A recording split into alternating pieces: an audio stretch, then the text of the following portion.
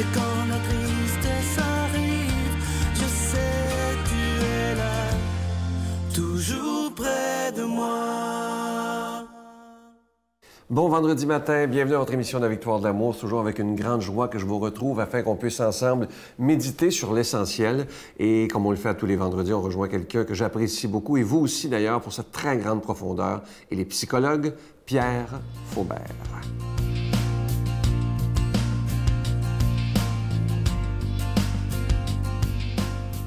Bon matin en ce début d'un probablement des plus beaux mois de l'année, le mois de mai. Et j'aimerais partager avec vous ce qu'une grande dame qui m'a beaucoup influencé dans ma vie m'a donné. C'était un livre de Jean-Pierre de Caussade qui s'appelle L'abandon à la divine providence. Et ça fait longtemps. Là. Ça fait dans les années 70, quand j'étais à l'Arche avec son fils Jean Vanier, et j'avais des bons moments avec Mme Vanier. Et puis, j'ai lu ce livre, et puis il y a une phrase ici que j'ai gardée pour vous et qui m'a toujours impressionné. Je me souviens, je l'avais raconté à 400 jeunes à Bruxelles, des jeunes, là, des adolescents, et puis j'avais cité cette phrase. Écoutez bien, et ça les avait, comme eux pourraient dire, ça les a fait capoter. Il n'y a rien de petit dans nos moments, puisque tous renferment un royaume de sainteté, une nourriture angélique. Eh bien, je peux vous dire, cette phrase-là, ces ados, ils l'ont écrit sur un grand tableau pour récapituler tout le week-end, parce que ça a été comme une espèce de retraite en plein cœur de Bruxelles. En fait, pour être plus précis, au Collège Saint-Michel. Pour ceux ou celles qui connaissent Bruxelles, bien, vous connaissez certainement le Collège Saint-Michel, qui est un collège jésuite. Alors, qu'est-ce qu'il y a dans cette phrase? Rien de petit dans nos moments. Autrement dit, là, ça nous appelle à une vigilance. Hein? Ça ne veut pas dire qu'il faut être hyper vigilant. D'ailleurs, vous savez, l'hypervigilance, ça peut nous ramener à ce qu'on appelle des symptômes de stress post-traumatique. Si on est toujours hyper vigilant, c'est qu'il s'est passé quelque chose dans nos vies. Mais ici, on parle de simple vigilance, c'est-à-dire être attentif. Qu'est-ce qui se passe dans ma vie? Quels sont les moments dans la journée qui sont... Bien, vous allez peut-être dire, il n'y a rien qui se passe dans ma vie. Non, mais ici, il n'y a rien de petit dans nos moments. C'est pas le moment qui est petit. Enfin, c'est le moment qui est petit, c'est ce qu'il y a dedans qui est grand. Vous voyez? Le moment peut être petit, ça peut être une seconde. Mais ça peut contenir, comme une petite semence, comme Jésus disait, la graine de moutarde. Eh bien, c'est tout petit, mais ça peut faire fleurir quelque chose de grand. Alors, d'être attentif à nos petits moments. Parfois, ça peut être un regard. Moi, je me souviens d'une personne qui m'a simplement fait un beau bonjour quand je suis rentré à ma clinique un matin. Je ne connaissais pas cette personne-là. Elle m'a simplement dit « Bonjour, je peux vous dire que je ne me sentais pas très bien cette journée-là. » Et le fait que je reçoive ce bonjour, vous voyez, je vous en parle, je ne l'ai pas oublié. Alors, il y a des... C'est pas nécessairement dans les grandes choses que nous trouvons ce qui est le plus précieux. Dans une autre chronique que je vais vous parler bientôt, là, du Petit Prince, c'est les petites choses, c'est les choses essentielles, les choses qui nous envoient à notre... En anglais, ils utilisent, vous savez, dans l'exercice et puis dans l'activité physique, on appelle ça le core. Le core, c'est la partie là, centrale de notre être. Bien, c'est d'aller là où nous sommes dans notre partie centrale de notre être. Et c'est là que nous allons trouver une nourriture qui peut nous aider à poursuivre notre route. Notre Père qui es aux cieux, que ton nom soit sanctifié, que ton règne vienne, que ta volonté soit faite sur la terre comme au ciel. Donne-nous aujourd'hui notre pain de ce jour. Pardonne-nous nos offenses comme nous pardonnons à ceux qui nous ont offensés. Ne nous laisse pas entrer en tentation, mais délivre-nous du mal, car c'est à toi qu'appartient le règne, la puissance et la gloire pour les siècles des siècles. Amen. Mon Père, je m'abandonne à toi. Fais de moi ce qu'il te plaira. Quoi que tu fasses de moi, je te remercie. Je suis prête à tout, j'accepte tout, pourvu que ta volonté se fasse en moi, en toutes les créatures. Je ne désire rien d'autre, mon Dieu. Je remets mon âme entre tes mains. Je te la donne, mon Dieu, avec tout l'amour de mon cœur, parce que je t'aime, et que ce m'est un besoin d'amour de me donner, de me remettre entre tes mains, sans mesure, avec une infinie confiance, car tu es mon Père.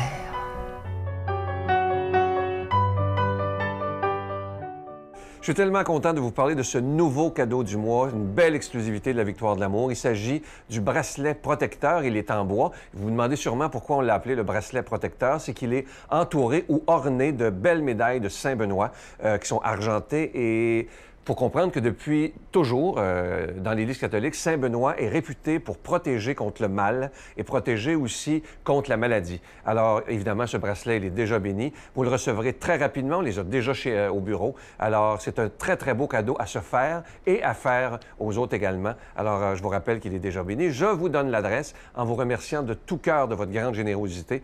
Et voilà l'adresse, la Victoire de l'amour, casier postal 120, succursale Boucherville à Boucherville, le J4B 5E6, je vous la redonne. La Victoire de l'amour, casier postal 120, succursale Boucherville à Boucherville, le J4B 5E6. Également par téléphone, par carte de crédit. Vous savez que dès que vous le commandez, soit par carte de crédit ou par Internet, c'est envoyé dès le lendemain. Alors, c'est très, très rapide. Alors, par téléphone, 514-523-4433, 523-4433 ou sans frais, le 1-888-811-9291, 1-888-811-9291 et aussi sur notre site Internet. Vous savez que c'est très sécuritaire de le faire par Internet, le www.lavictoiredelamour.org. Alors, je vous rappelle ce magnifique bracelet protecteur de Saint-Benoît qui est réputé pour protéger contre le mal et contre la maladie. Vous savez qu'avec tout ce qui se passe d'épouvantable dans le monde présentement, n'ayons pas peur de demander à Saint-Benoît de nous protéger contre tout mal. Et moi, je le porte avec beaucoup de fierté.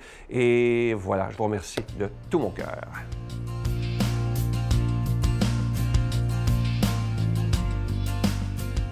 Mon Dieu, donnez-moi la sérénité d'accepter les choses que je ne peux changer, le courage de changer les choses que je peux et la sagesse d'en connaître la différence.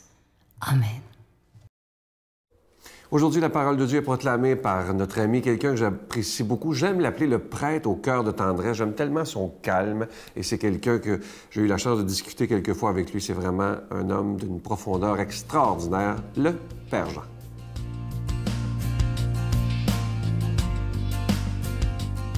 Bonjour à vous qui nous écoutez ce matin. On est toujours dans ce temps de la fête de Pâques, la fête de la résurrection de Jésus. Et aujourd'hui, la bonne nouvelle nous est transmise par Saint Jean. Les Juifs discutaient entre eux. Comment cet homme peut-il nous donner sa chair à manger? Jésus leur dit alors, « Amen, amen, je vous le dis, si vous ne mangez pas la chair du Fils de l'homme, et si vous ne buvez pas son sang, vous n'aurez pas la vie en vous. Celui qui mange ma chair et boit mon sang a la vie éternelle, et moi je le ressusciterai au dernier jour. En effet, ma chair est la vraie nourriture, et mon sang est la vraie boisson. Celui qui mange ma chair et boit mon sang demeure en moi, et moi je demeure en lui. De même que le Père qui est vivant m'a envoyé, et que moi je vis par le Père. De même, vous aussi, celui qui mangera ma chair vivra par moi. Tel est le pain qui descend du ciel, et n'est pas comme celui que vos pères ont mangé. Eux, ils sont morts. Celui qui mange ce pain vivra éternellement. » Voilà ce que Jésus a dit dans son enseignement à la synagogue de Capharnaüm. Acclamons la parole de Dieu. Voilà que Jésus a un discours qui peut vraiment surprendre les gens de son temps et même aujourd'hui encore. Certaines personnes n'arrivent pas à saisir le mystère de ce discours de Jésus. Les Juifs sont choqués parce qu'ils disent « Comment cet homme-là peut-il nous donner à manger sa chair? » Parce que Jésus a dit « Celui qui mange ma chair et boit mon sang a la vie éternelle. » C'est toujours des choses qui sont difficiles à comprendre pour eux. Et en fait, dans ce texte, on réfère à l'Eucharistie. Dans chaque Eucharistie, le mot Eucharistie veut dire action de grâce, veut dire merci. dans chaque Eucharistie, chaque messe que nous célébrons, nous recevons vraiment le corps et le sang du Christ glorifié. Sa chair est vraiment une nourriture et son sang est vraiment une boisson. Nourriture et boisson spirituelle. Il y a 2000 ans, Jésus est mort, ressuscité, une fois pour toutes. Il n'y a jamais de répétition quand nous célébrons l'Eucharistie. Toute cette mort-résurrection, la mort-résurrection du Christ est rendue présente à chacun et chacune de nous. Ce n'est pas une répétition. Ce n'est pas comme une pièce de théâtre qu'on va voir. Et à chaque Eucharistie, nous sommes purifiés de nos péchés.